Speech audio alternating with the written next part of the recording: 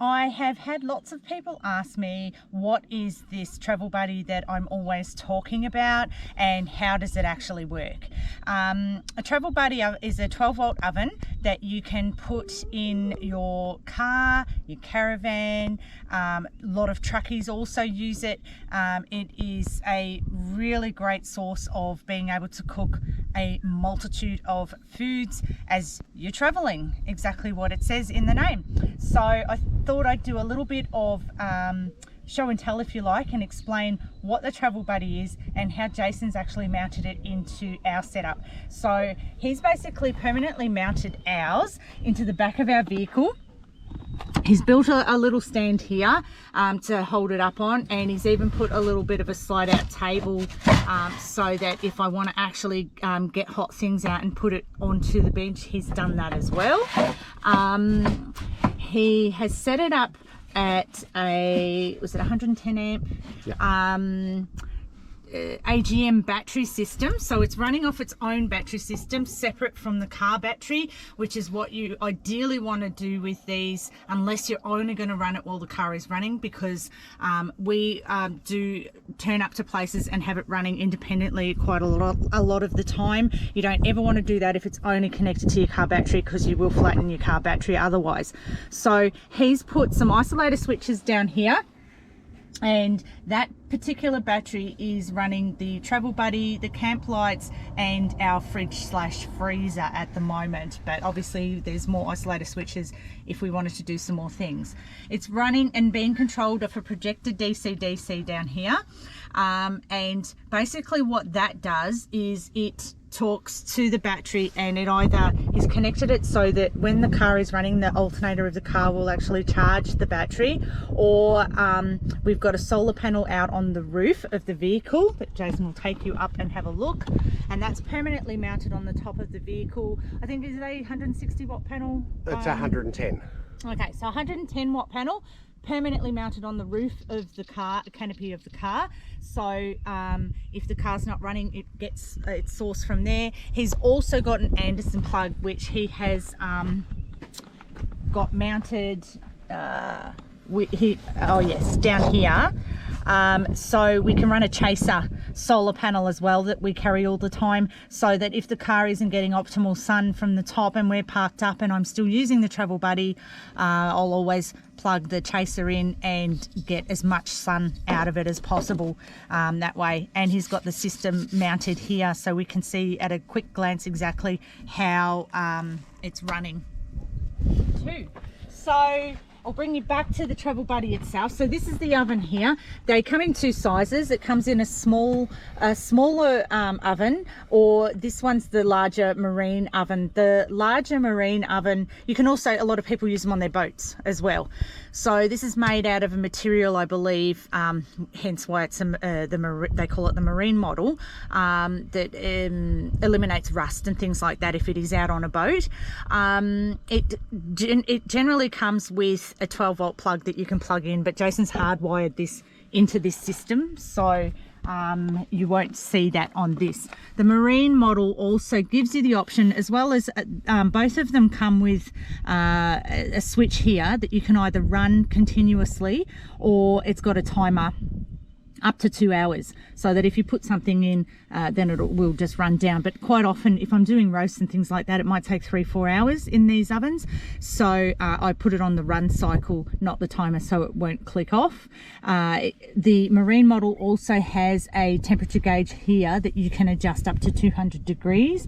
Most of the things that I cook on, I keep it on 200 degrees. The smaller travel buddy oven doesn't have the temperature selection. I believe it's already preset, and it's just a straight 180. For several years, all we used and cooked everything in was the smaller oven, so it's more than enough to do the job.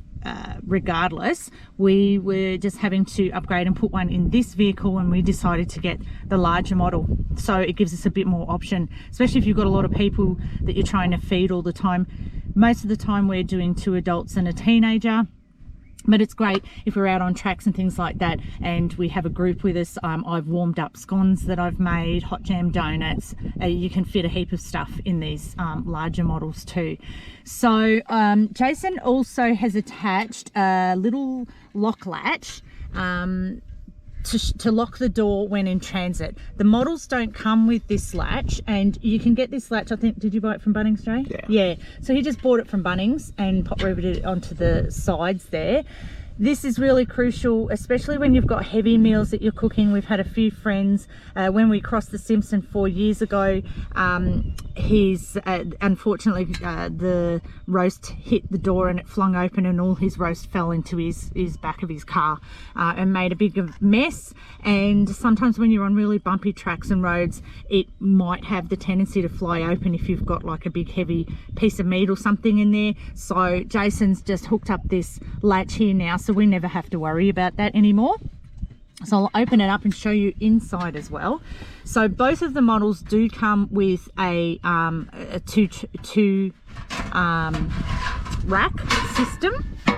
This one's obviously the larger model is quite a bit wider. Now they don't come with these little trays that I'm pulling out now. That's how it comes. I've just put a bit of foil on the bottom because it can tend to get a bit spilled and messes over the period of time, but you know, it is what it is. It means that it's well loved and very much used. These are convection ovens as well, so they don't work the same as what your fan forced oven at home would work. Because they're a convection cook, they do take a lot longer to actually cook your meals, and because of the nature of convection ovens, they can be a bit more steamy, create a lot more juice flow as well. So these trays have come in really handy to help avoid mess and ease of pulling things in and out as well. I got these particular ones on an Aldi's special buy, and they were a smidge long. We saw on a Facebook page that someone else had put them in and fitted them. So we just crimped the sides in a little bit, and now you saw they fit nice and snugly and perfectly. You'll see in a lot of, if you have a look through some of our YouTube videos already, I'm starting to put on there several different things that I do cook. And generally, if I'm ever cooking roast and things like that, you'll see I always love to use the Glad oven bags just to help keep the mess and the moisture still in there, because as I said, they will juice up a fair bit otherwise, and that just helps to keep everything in and nice and clean. Because I'm adding these trays, I believe one of the Facebook pages as well, someone actually makes trays for the Travel Buddy oven similar to this, so you can have a look around and check out the sizes.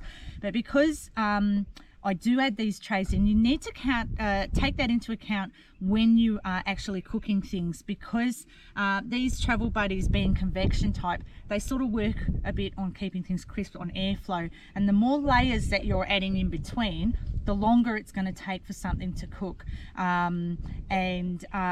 So because of that fact, that you're putting in extra trays and stuff, it will take that little bit longer to actually cook things and change how they're cooked. So again, if you have a look, there's loads and loads of recipes, and there's some really clever ideas, and some people are actually cooking cakes and everything in these. So there's a whole lot of ideas on various Facebook pages. As I said, I'm starting to run through things that I've personally cooked and done, and I'll keep growing and adding onto that, because we use it so much in all sorts of applications. So I will definitely do more as I cook things, just to give you a bit of an idea of how much you can actually use these ovens for. Now, don't worry if that all sounds really complicated and you think, oh, I can't do that setup, I don't know what to do. We've actually got a friend, all he does is plugs it into his 12 volt in the back of his car, or in the back seat, and he puts it on the floor of his back seat, and he runs it that way, and obviously only has the Travel Buddy running while he's driving. Like I said, if it's not on an independent battery of its own, it's not recommended to keep it running when the car is off, because it will flatten your battery otherwise. And if you're also worried about how hot they actually get, just to give you an idea as well, The only part that you really need to keep mainly clear, in our previous patrol that we had it all hooked up and set up in there. The sides and the back can all get, we had things covered right up to the sides. They don't get hot and they don't have any issues. You just need to keep the front section well clear of anything. Don't block it up, because it does get a little bit steamy sometimes. If things are a bit over juicy, it might run out a little bit as well. So if you keep all that clear and that gets quite hot just there, everywhere else is fine. So that's what I mean about, you know, our friend, he puts it on the floor in the back seat of his car when he uses it and it's no problem. So yeah, that's basically our travel buddy, how we've set it up, and hopefully it's given you some really good ideas and helps you out. Thanks.